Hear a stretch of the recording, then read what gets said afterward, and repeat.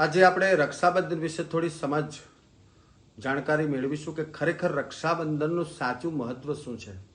100% સમજવા જેવું છે કે રક્ષાબંધનનો તહેવાર છે ને સદીઓથી ચાલતો આવે છે અને મહાભારતમાં પણ એનો ઉલ્લેખ છે કે દ્રૌપદીએ ભગવાન શ્રી કૃષ્ણના હાથમાં શ્રાવણ સુદ પૂનમના દિવસે રાખડી બાંધી હતી અને શ્રી કૃષ્ણે મરણ પ્રસંગે દ્રૌપદીની લાજ રાખી હતી અને કુંતા માતાએ અભિમન્યુને રક્ષા કરવા માટે પણ રાખડી બાંધી હતી। એ મહાભારતમાં બંને પ્રસંગ આજે જોવા મળે છે। શ્રીમદ ભાગવત કથામાં એનો ઉલ્લેખ છે કે ભગવાન વિષ્ણુ જ્યારે બલિરાજા પાસે પૃથ્વીનું દાન માગે છે અને બલિરાજા સંકલ્પપૂર્વક ભગવાનને પૃથ્વીનું દાન આપે છે અને ભગવાન ત્યારે પોતાનું ચતુર્ભુજ સ્વરૂપ ધારણ કરીને બલિરાજાને કહે છે કે માગ માગે હું તને વરદાન આપું। ત્યારે બલિરાજા ભગવાનને પાતાળમાં લઈ જવા માટેનું વરદાન માગે છે અને ત્યારે લક્ષ્મીજીએ ભગવાન વિષ્ણુને પાતાળમાંથી બલિરાજાના હાથે રાખડી બાંધી અને ભગવાનને છોડાવ્યા છે। આ પ્રસંગ પણ આપણે જોવા મળે છે અને એ દિવસથી આ તહેવારને બળેવ બલિ ઉપરથી આ તહેવારને બળેવ તરીકે પણ ઓળખવામાં આવે છે। ગામડાઓમાં આજે પણ આ તહેવારને બળેવ તરીકે ઓળખવામાં આવે છે અને લોકો જાણે છે। આ રીતે રક્ષાબંધનના દિવસો પુરાણ કાળથી ચાલતા આવે છે।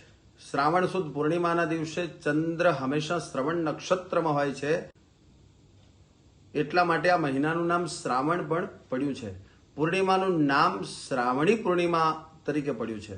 શ્રવણ નક્ષત્રના માલિક ભગવાન વિષ્ણુ પોતે છે એટલા માટે દિવસે સ્વયં ભગવાન વિષ્ણુ સંસારની સુરક્ષા કરે છે અને ભક્તો એમના જોડે સુરક્ષા માગે પણ છે। સમુદ્રનો અધિપતિ ચંદ્ર પોતે છે એટલે નાળિયેર અર્પણ કરીને સમુદ્રની પૂજા કરવી આ દિવસે કરવામાં આવે છે એટલા માટે એને નાળિયેરી પૂનમ તરીકે પણ ઓળખવામાં આવે છે। સદીઓથી આ તહેવાર ચાલ્યો આવે છે પરંતુ અફસોસ એ છે કે આજકાલ આ તહેવારને મુહૂર્તના બંધનમાં બાંધી દેવામાં આવ્યો છે। ફલાણો યોગ છે, રાખડી માટે યોગ્ય સમય નથી, ફલાણો યોગ ચાલે છે માટે રાખડી આટલા વાગે જ બાંધવી, ઢીકણો યોગ ચાલે છે માટે રાખડી સાંજે બાંધવી। છેલ્લા કેટલાક વર્ષોથી આ રીતે મુહૂર્તની ચર્ચા કરવામાં આવે છે। વર્ષો પહેલા રાખડી બાંધવાના મુહૂર્ત વિશે કોઈ પણ ચર્ચાઓ છાપાઓમાં થતી નથી કે આપણને કોઈ લેખ પણ જોવા મળતો નહોતો। અરે ભાઈ, આશીર્વાદ આપવા માટે, કોઈને રક્ષા માટે, રાખડી બાંધવા માટે કોઈ મુહૂર્ત કે ચોકડીઓ જોવાની જરૂર આવતી નથી અને રાખડી એ સુરક્ષાનું પ્રતીક છે, એક કવચનું કામ કરે છે। બહેન ભાઈની સુરક્ષા માટે, તેની પ્રગતિ માટે લાગણીથી રાખડી બાંધે છે, શુભેચ્છા પાઠવે છે। રક્ષા સૂત્ર બાંધવામાં આવે એ ક્ષણ પવિત્ર જ હોય છે અને છતાંય તમારે મનને સંતોષ ખાતર કદાચ કોઈ મુહૂર્ત જોવું છે તો તમારા જાણકાર કોઈ સારા શાસ્ત્રીજીને ફોન કરો અને એમના જોડે માહિતી પૂછો, તમને સાચી અને શ્રેષ્ઠ માહિતી આપશે અને એ વિશે જાણકારી પૂર્ણ રીતે આપશે। બાકી જૂના જમાનામાં તો જ્યારે રાજપૂતો રાજાઓ હતા ને ત્યારે પતિ જ્યારે યુદ્ધમાં લડવા જાય ને ત્યારે પત્ની તેને તિલક કરીને રક્ષા બાંધતી હતી ને એ વખતે તે એવી ભાવના કરતી હતી કે જાઓ માના દૂધને સંગ્રામમાં દીપાવજો, જાઓ રણસુરા સુરવીરા હવે વિજય બનીને આવજો। અને આ દાખલો તો આપણે દેવતાઓથી પણ જાણીતો છે કે જ્યારે દૈત્યોએ સ્વર્ગ ઉપર આક્રમણ કર્યું હતું અને ઇન્દ્ર પોતે ત્યાંથી ભાગી અને દેવગુરુ બૃહસ્પતિ પાસે આવે છે અને ગુરુજીને એ દૈત્યોના સામે પાછું યુદ્ધ કરવા માટે જવા માટે આજ્ઞા મેળવે છે ત્યારે ગુરુજી રોકે છે અને બીજા દિવસે પત્ની ઇન્દ્રાણી ઇન્દ્રના હાથે રાખડી બાંધી અને કહે છે કે જાઓ, આ હું તમારા હાથે રાખડી બાંધું છું, તમારો વિજય નિશ્ચિત છે અને ઇન્દ્રએ પોતે વિજય પ્રાપ્ત કર્યો અને સ્વર્ગની પ્રાપ્તિ કરી છે। રક્ષાબંધનની પાછળ આવી ભાવનાઓ હતી। એ વખતે ક્યાં મુહૂર્ત જોવામાં આવતા હતા। બહેન ભાઈની હાથે રાખડી બાંધે છે એ જ રીતે પત્ની પણ પતિને રાખડી બાંધે છે, માતા પુત્રને રાખડી બાંધે છે અને મિત્ર બીજા મિત્રને રાખડી બાંધે છે। અત્યારે જે ફ્રેન્ડશિપ બેલ્ટ નીકળ્યા છે ને આ જ પરંપરાઓનું નવું સ્વરૂપ છે। રાખડીમાં ભાવના અગત્યની છે। આ દિવસે બ્રાહ્મણ ભૂદેવો, યજમાન લોકો અને વેપારીઓને હાથે રાખડી બાંધતા હોય છે અને વેપાર માટે શુભ કામના કરતા હોય છે। ઘણા ભૂદેવો યજમાનના ઘરે જઈને રાખડી બાંધીને આશીર્વાદ પણ આપતા હોય છે અને આજે આપણે પણ જોઈએ છીએ છીએ કે જૈન મંદિરોની અંદર રક્ષા પોટલી બાંધવામાં આવે છે. એક પ્રકારની રાખડી જ છે. રાખડી કિંમત મહત્વની નથી, તેની પાછળ રહેલી લાગણી મહત્વની છે, તેની પાછળ આસ્થા મહત્વની છે. આપણા હિન્દુ સમાજમાં આવા બધા તહેવારોનું ઘણું જ મહત્વ છે. અને એ જ રીતે મોબાઈલની દુનિયામાં ખોવાયેલો સમાજ એકબીજાના ઘરે જવા માટે પ્રેરાય છે, પરિવાર નજીક આવે છે, એકબીજાના તરફથી લાગણીઓ વધે છે મિત્રો.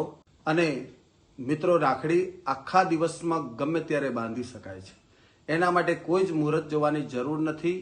અને છતાંય તમારે જો મુહૂર્ત જોવું હોય તો હું મુહૂર્ત તમને સમજાવી દઉં કે સવારે 6:15 થી 7:53 રાખડી બાંધવા માટેનો શ્રેષ્ઠ સમય છે. એ જો તમને અનુકૂળ ના આવે તો સવારે 9:15 થી 10:45 ની અંદર રાખડી બાંધવી ઉત્તમમાં ઉત્તમ છે. અને આ જ સમયની અંદર રાખડી બાંધવી ઘણું શ્રેષ્ઠ માનવામાં આવે છે. અને બીજા નંબરમાં પણ એવું કહ્યું છે કે રાખડી છે ને હંમેશા બને ત્યાં સુધી સવારેથી શરૂ કરીને મધ્યાહન પહેલા એટલે કે બપોરના 2 વાગ્યા સુધીમાં બાંધી શકાય છે. તો વધુ સારું, છતાં અનુકૂળ ન હોય તો સાંજે પણ ચોક્કસ રાખડી બાંધવી. રાખડી બાંધવી એ આપણી ભાવના વ્યતીત કરવી અને ભાઈના માટે કલ્યાણ થાય એવી ભાવના બહેનોએ મનમાં રાખવાની. રક્ષાબંધન વિશે આ સાચી સમજ આપતો આ લેખ તમારા મિત્રો સુધી તેને પહોંચાડજો. મેં મારું કામ કર્યું છે, તમારા સુધી પહોંચાડ્યું છે.